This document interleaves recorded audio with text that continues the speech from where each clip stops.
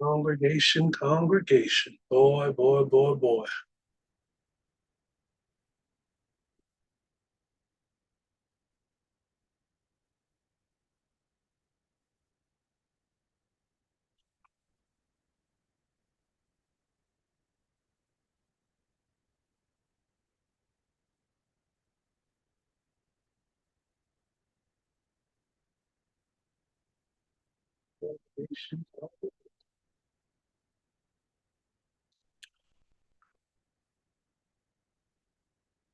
First time streaming live for the morning show.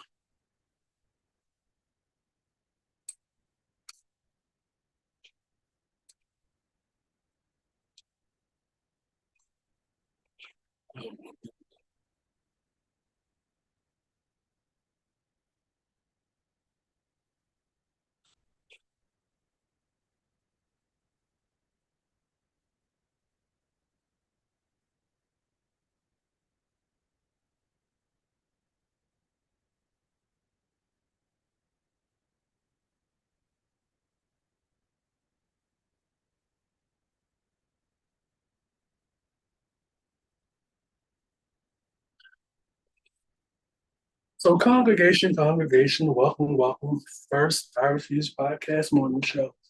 Wanted to ask y'all something. If you came to my church, yeah, I come in, whole group, whatever. I get up on the mic, ask you for $40,000. But before I do, I ask the ushers to lock all the doors, and I'm serious. What would you do? What would you do?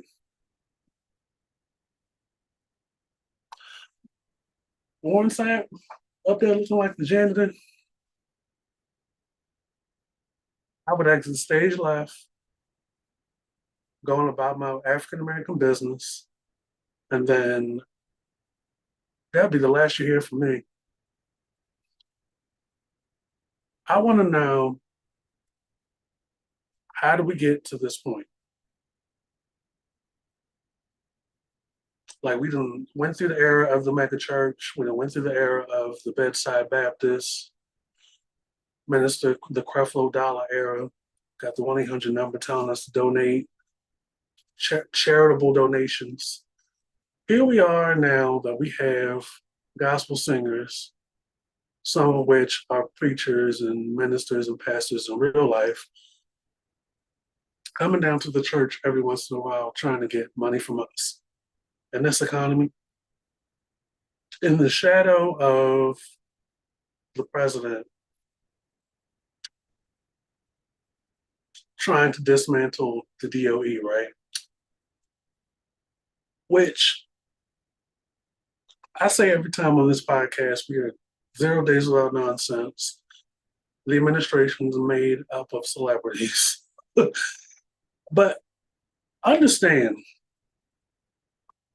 that what we have going on these days is a stark separation of classes. And it's happening from the most respected position. But again, like I said on the I Refuse podcast, scamming season never takes the day off. Mr. Sapp, love the song. I just started listening to the commission. You know, he was part of that group back in the day. What you need that money for? What do you need the money for?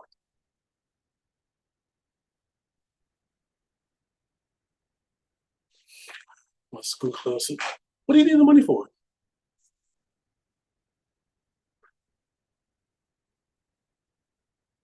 Like, still in the same universe as Joel Osteen, right? Who has like a church as big as some apartment complexes. They get a lot of money from y'all because y'all still believe that giving ties will get you closer to Jesus. And that's your prerogative. But I have a question for the congregation. In the back of your mind, do you ever think, does the critical thinking just come in and you're like, hmm,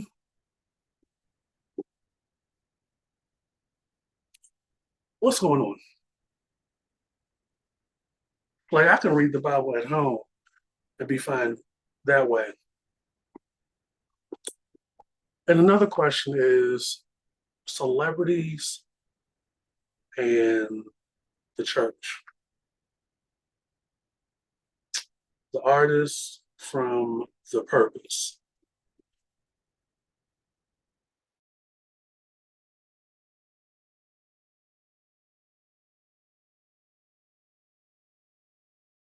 To somebody that made the news, or just because they're famous. Y'all be ready to give up y'all whole 401k because it's Marvin Sapp. I, I need to know, in this economy, another question for the congregation. This is the second or third topic. Another question for the congregation. Is Dawn Robinson the problem, or has she always been the problem? Now, listen, I've been outside in the 90s, and I was fed real well, just like the rest of y'all with En Vogue's music. And, I was holding out hope for Dawn Robinson. For those of you that have been living under a rock, Dawn Robinson, one fourth of, or was one fourth of En Vogue during that main era, has been in the news the past month or so. Went on live one day and decided to throw us in the group chat and say, I've been living in my car. I'm this and that. By the time a lot of y'all jumped on the bandwagon and responded, come to find out it was a choice. But the background was muddy. The story at one point was that she relocated with the promise of being given some hotel accommodations by these managers or producers, right? She has a team. She gets all the way out there to California, and turns out it wasn't true. So she moves into her car. I thought she elected to do it. Y'all came up on the IG Live, Jermaine Dupri included. He decided to question, how is it that you have an assistant and you're homeless? Valid question, but still none of my business. Now, again, mind my African American business. She's on Angela Yee's show. And she's doing a flurry of interviews, just like she was a couple of years ago. And she's telling the same story about En Vogue, because of course people want to know, what the hell happened between 1996 and the following year, where it went from En Vogue to EV3. And she's always told the same story, but this particular time, she was spilling way more juice. And at this point, a lot of y'all are like, oh, she's still crazy as kitty litter. She's the problem, yada, yada, yada, yada. And I'm still kind of holding out hope for Dawn Roberts. Still have her one solo album. Still have the one Lucy Pearl album that she did with Raphael Saadiq and Ali Shaheed.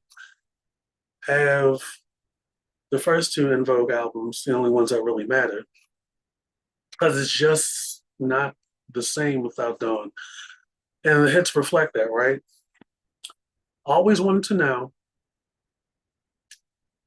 after performing as a quartet on the biggest hit of the group's career, where the fuck is Dawn Robertson? you hear stories, and this is before social media, right? You hear stories. Oh, she's this, she's that. What's going on? And in my opinion, En Vogue never quite rebounded from that. EV3 came and went. They did another album after that, came and went. Um, then she went to do Lucy Pearl. Dance Night hit big. The album probably went gold. But where's Dawn? Where's Dawn Robinson? Where is she? Then R&B Divas came out, right? She went on there. So this was R&B Divas in LA, I believe. So it was her, Lil Mel, Kelly Price, and some other girls. And it was essentially the road to the monologues. Kelly Price and Dawn Robinson against the other girls, and Dawn Robinson wanted to come and go. Anytime there was a group collective, she was always walking up the room talking about, where's your guy? Where's your guy? And I'm like, what? I'm looking around like, what is she talking about? She was only, I think, 1 or 2 seasons. The monologues never became serious. There was a lot of drama. And for a while, she got the nickname of Don't Always Want to Quit. Maybe she was the problem, but I was still holding out hope. I was the less than 1% that was like, Dawn Robinson, we holding out for you. But she got everything. She got the look, she got the sound. She's also aging. And just when you thought all hope was lost,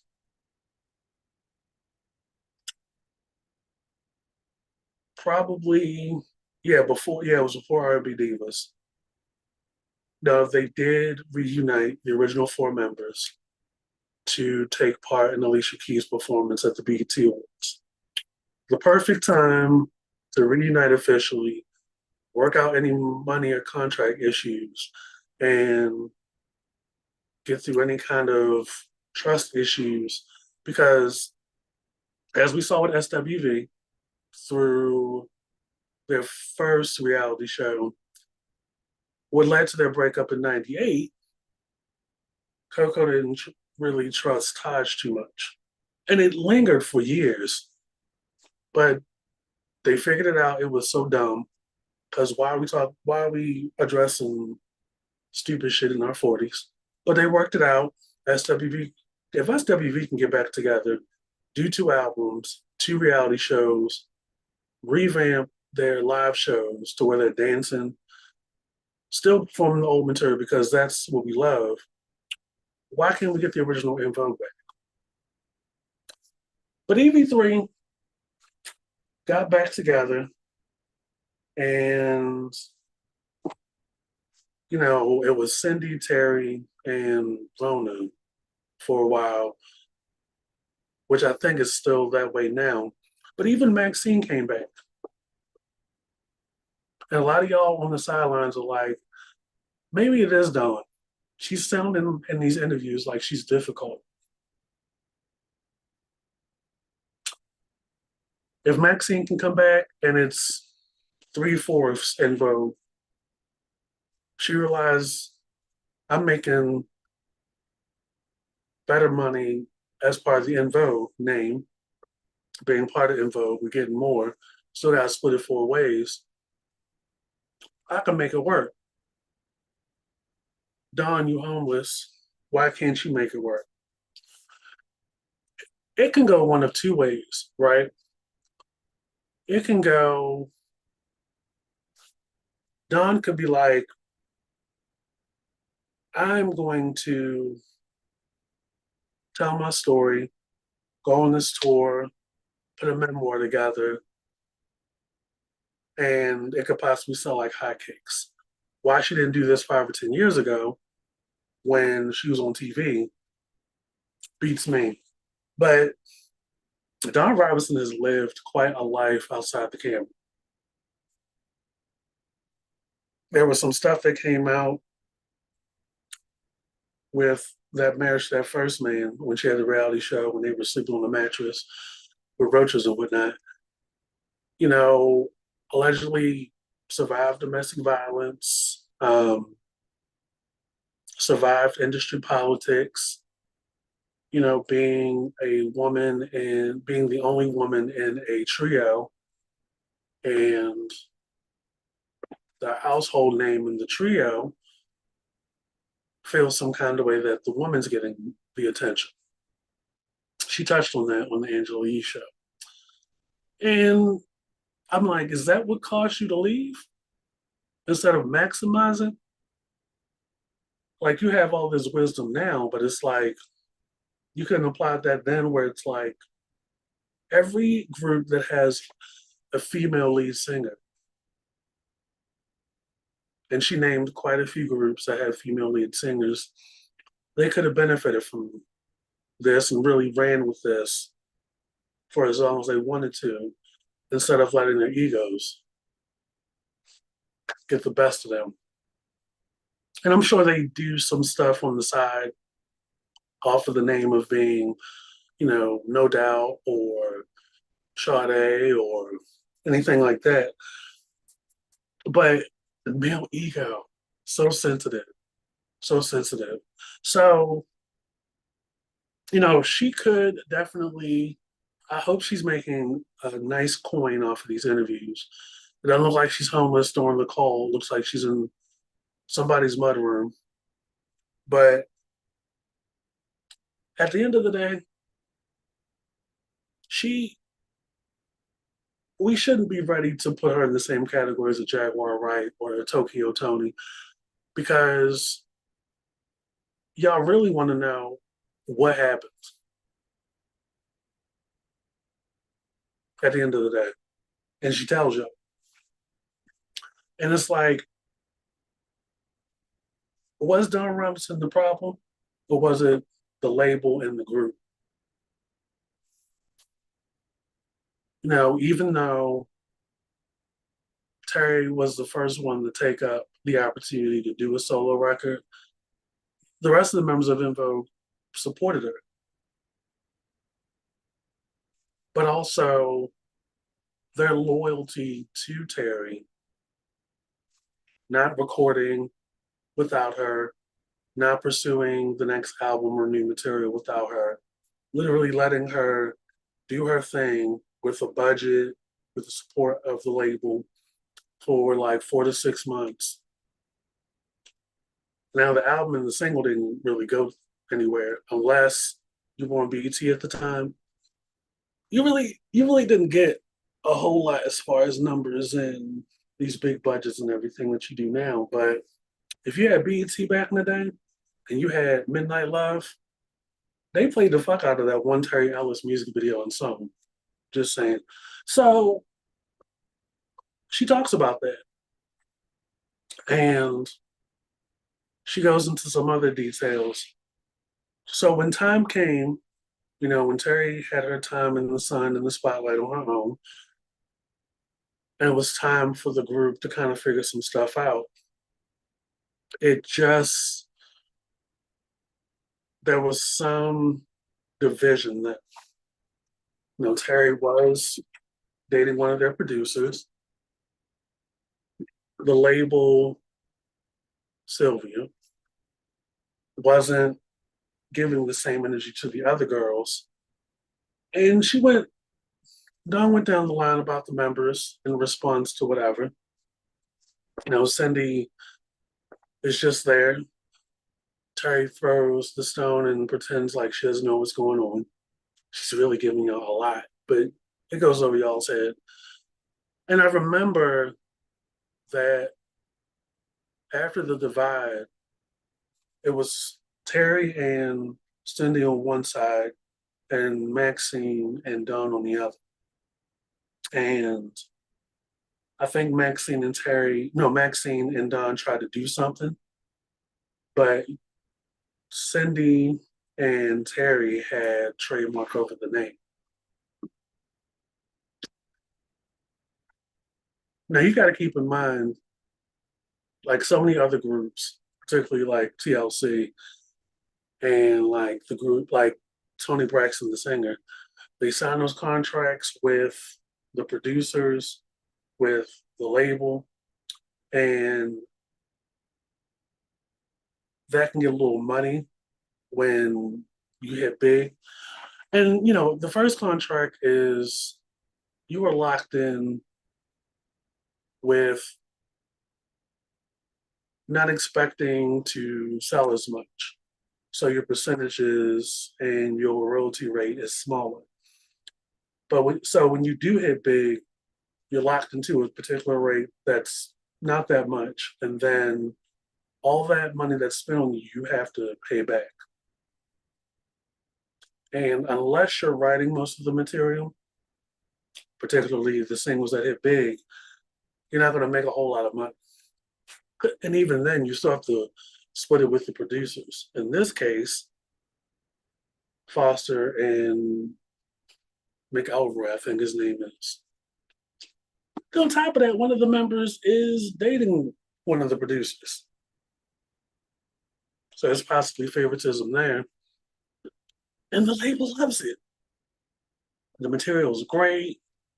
You know, your budget's bigger. The second album, the rollout, y'all are more together, and y'all are making some money, but you still have to split it four ways. And that's after the label and the producers and the writers get their cut.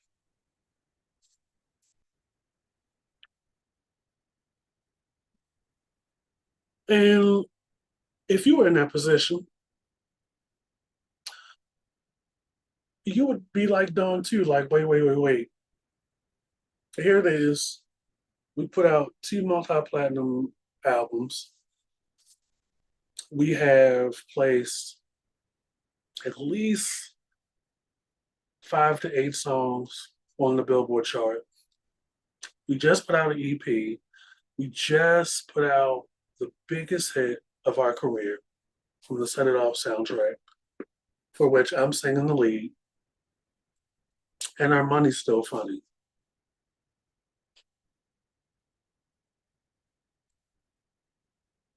Yeah, I'm out. But unfortunately, in Don's case, you know, here it is, almost, almost 30 years later,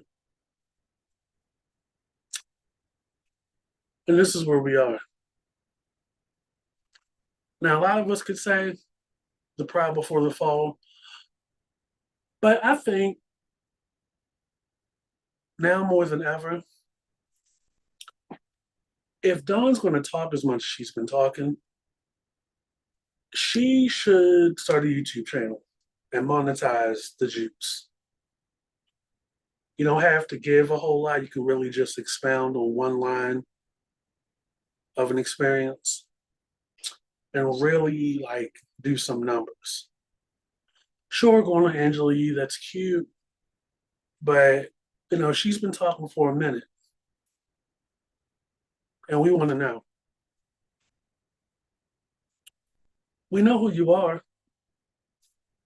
We know where you've been. And it's so funny, like so many people could benefit from storytelling like this, where you have a singer who is from the biggest girl group, one of the biggest girl groups in the 90s, who did some features and some solo stuff.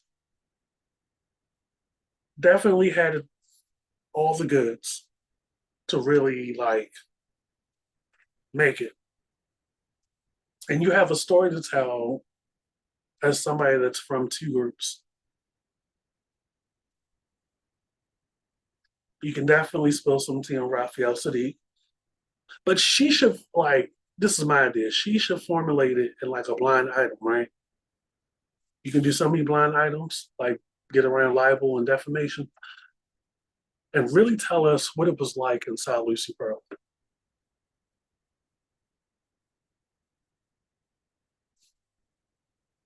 as the only female singer.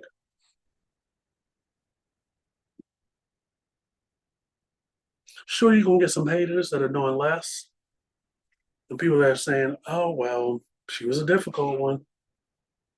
Listen,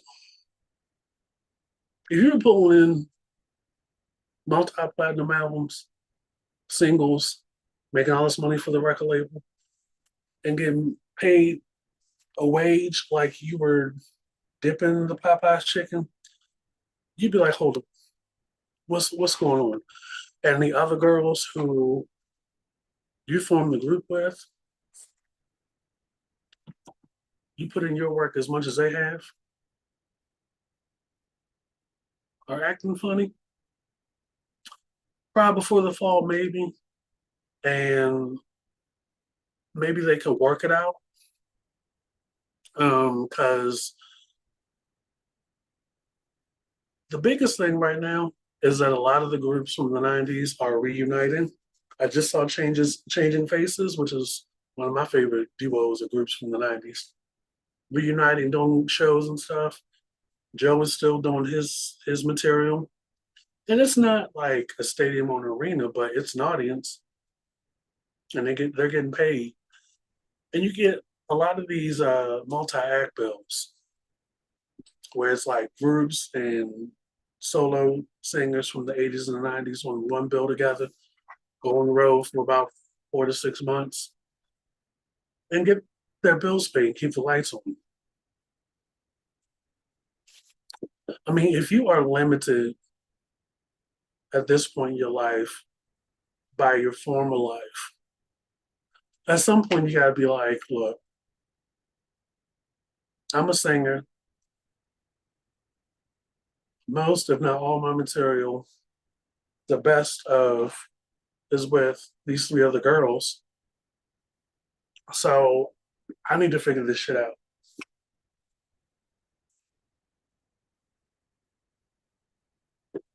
I mean, In Vogue reality show would kill right now.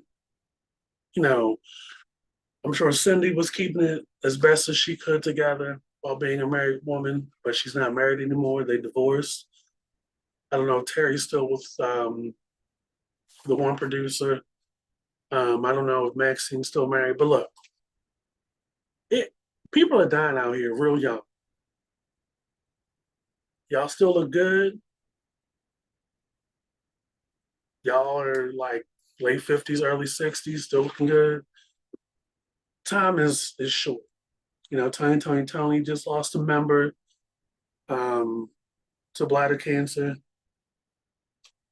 Every week, somebody younger than y'all or around y'all's age is dying. And these are people that are from groups from the same era. So, Don, you know, while we love the story time, it's time to put the pride aside. There's so much money out here to be made. There's so much growth to be displayed. And a lot of us would pay money for the original four members of En Vogue. Or I don't think they're getting rid of Rona. Five members. If the Temptations can do it,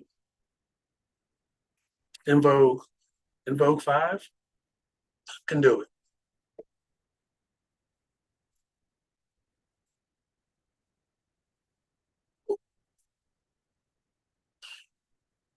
I, I'm just saying. I love En Vogue down. I love Don Robinson down. Maxine is my favorite member. Um, every time I get on YouTube, get up on here and see an En Vogue performance, live performance from that heyday, I always play it. And I say to myself, what a time that was.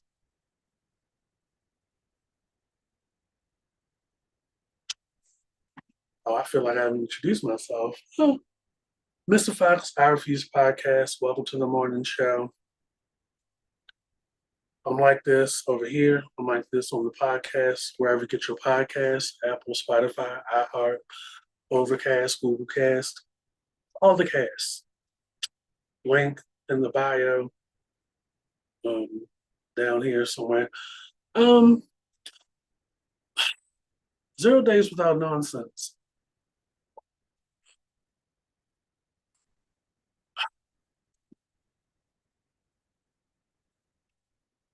This has been cute. This is my first time doing a live show for y'all. Hope y'all liked it. Bear with me. I know y'all like to talk y'all mess in the comments without watching the video. This is the first live show. So a round of applause for us for figuring it out.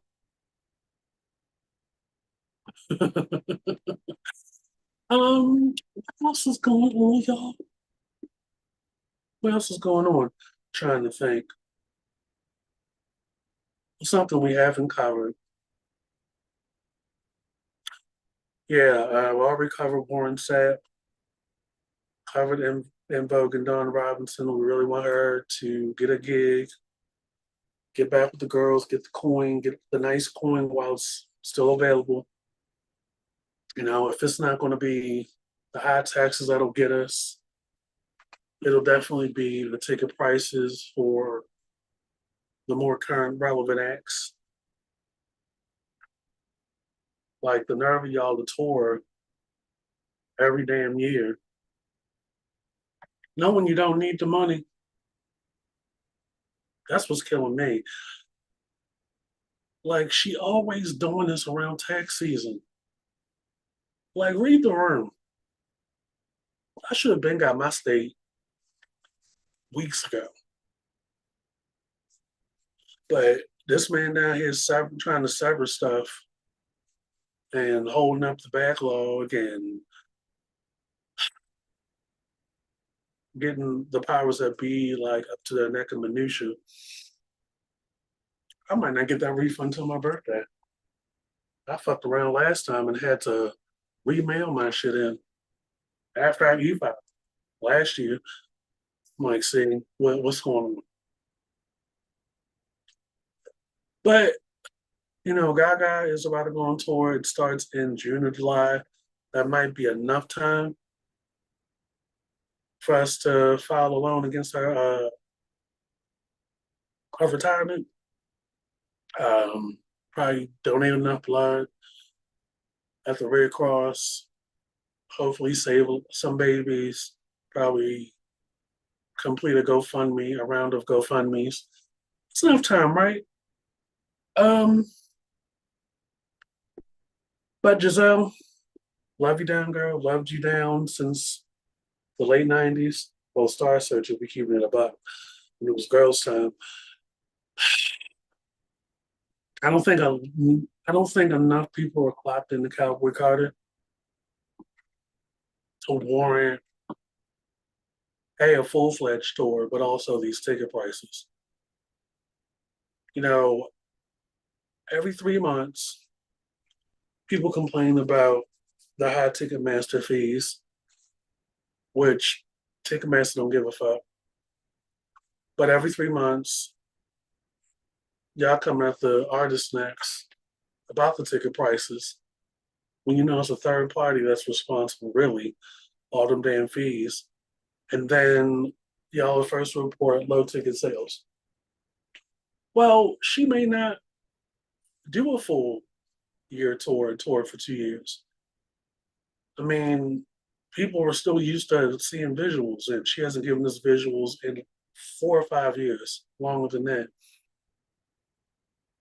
And she's not legally obligated to. Y'all aren't looking for music videos anyway. And if I was her, I would only get my visuals through a streaming service since y'all asked were supposed to stay home a little bit longer anyway. But that's neither here nor there. But she made her statement. She really turned the country music industry on its head. Really proved her point. But I don't think a lot of people were really clocked in for Cowboy Carter like they were for Renaissance. And Those low ticket sales are a reflection of that, I think. And it's nothing against her. I I like Cowboy Carter. I'm still revisiting that album. Um, she is how she's been able to remain relevant for almost 30 years as a solo artist will be studied by the Smithsonian in about 15 years. Mark my words. You're not gonna say anything about her being overrated. You don't necessarily have to like her music, but she's definitely moving in a way that will be studied. Nobody else in her class will be.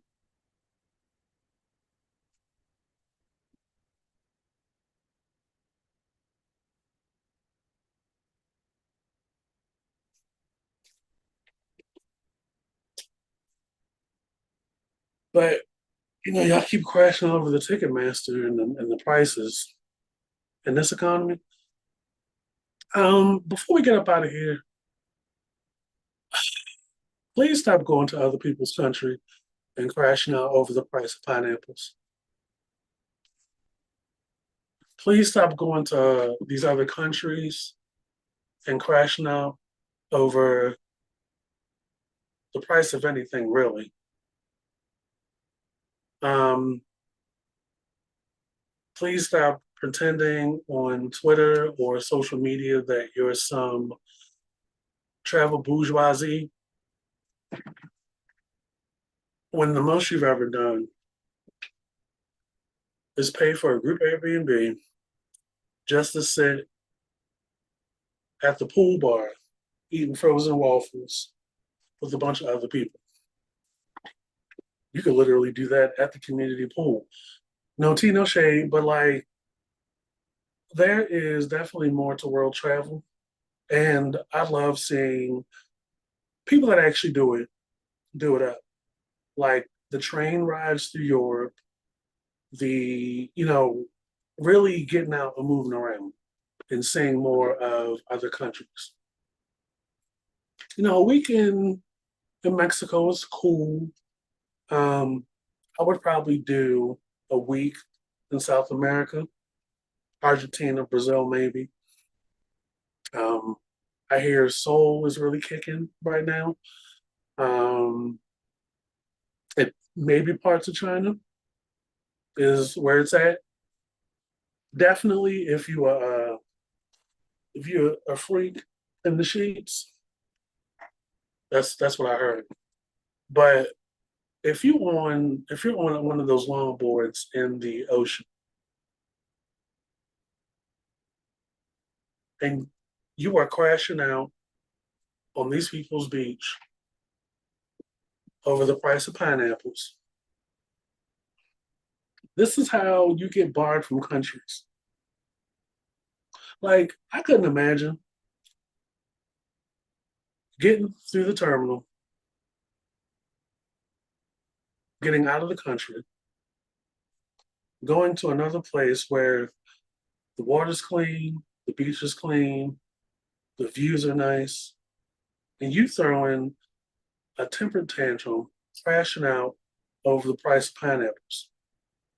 Like you are on this board throwing stuff at the locals. That's how you make the news. And fuck a damn no fly list. You could end up on some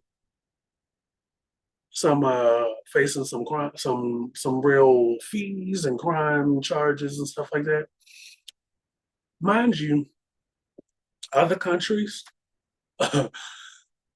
tighter about assault and tighter about violating the laws than we are. And trust and believe, if you're thrown in jail in another country, that man that y'all elected will not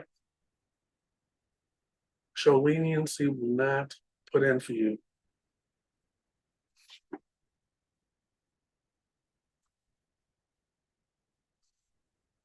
Don't be looking to him to clear anything that you in trouble for it. Because he will not come save you. He will not give you a pardon. But you crashing out on the locals in Puerto Vallarta, Puerto Rico, Jamaica, and even territories that we have somewhat decent relationships with, because the price of pineapples was too much. I saw that video and I said, these are the kind of people that will hold up the checkout line at work because they have to weigh their sausage. Or it's just too much. You don't got no shrimp. Oh, that's a problem. Yeah, how y'all run out of beef? This is a problem for me. It's in the mind, man. People are dependent on some dumb shit. I was at Food Line one day. I was having this conversation at Wegmans. I haven't been to Food Line in a while. The crashing out that y'all do at checkout lines over some soda and some coupons, mere shekels. Mere shekels. Y'all are crashing out over. Embarrassing. I mean, that's how you end up on those freak out compilations that are a great nightcap for me. Because I study the human condition. And I'm like, oof, thank God it's not me. But y'all will crash out over some shit. Y'all will amount to a lot of charges during the commission and movement, air travel, international travel. Y'all gonna end up like oh shit baby mother over in Dubai.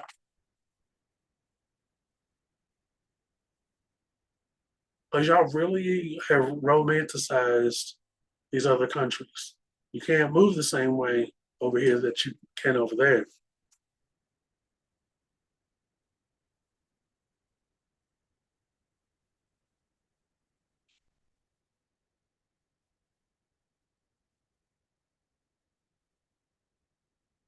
This is our first morning show. Mr. Fox, the Refuse podcast. Welcome to the shit show. You Vanna White. Welcome to the shit show. It's been real, y'all. Hope I did very well. Hit that follow subscribe button and show love wherever you see the Refuse podcast, usual suspects, and the After Dark Refuse podcast. Of course, follow, subscribe to the YouTube channel. Got a Twitter, a Blue Sky, all the above.